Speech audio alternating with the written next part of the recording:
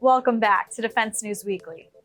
The future the U.S. military envisions is one that brings all elements of the armed forces under a single operational umbrella, allowing ground, air, and naval forces to share real-time information.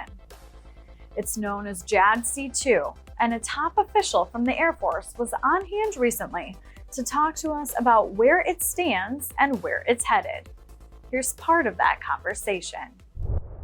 So I'd like to start pretty broad here. I'd like to maybe find out how you specifically define JADC2, depending on who I've asked, or it sometimes seems like what day it is. I've heard it's a concept, it's a philosophy, it's a pursuit or a method. I'd like to get your insight on that.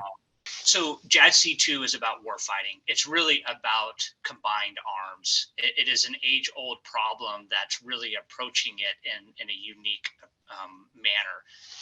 This began 1957. The Army did it in the Pentomic Division, and they approached it from an organizational, how can we better combine arms in order to achieve our effect? We did it in 1982 with air-land battle that looked at a doctrinal approach. Then in 2010, we did it through air-sea battle that looked at it from a weapons and platformed approach. And here we are, 2016, multi-domain command and control, which then evolved into joint all-domain command and control. Now is looking at it from a command and control perspective. At the Airspace and Cyber Conference, you moderated a panel. You said ABMS has challenged each of us to think differently. Why is that, and how so?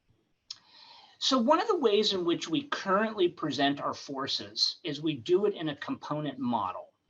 So it means that each of the services contribute to the joint warfighting command or the joint task force commander or the combatant commander, a series of forces, and then we align them, whether it's in a land component, a maritime component, space, air, and then we look at cyber, and then we also have our special operations component.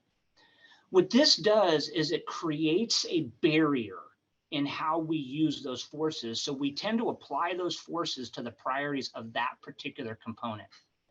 When you look at the pacing scenario that our leaders have very clearly told us to focus on, you can start to see where some of those component barriers actually reduce our fighting effectiveness.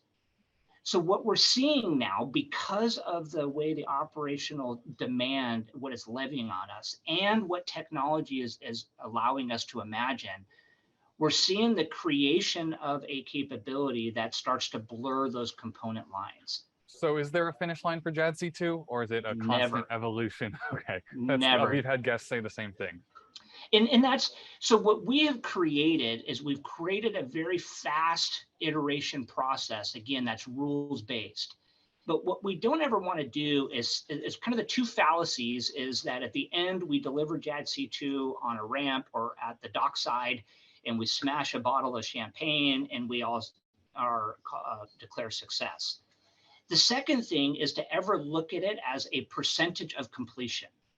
If we do this right, what we're developing is a disciplined methodology that allows us to very quickly iterate, because what we've seen with the technology capabilities delivered through commercially available technologies is we are constantly reimagining ourselves in ways that before, quite frankly, we didn't.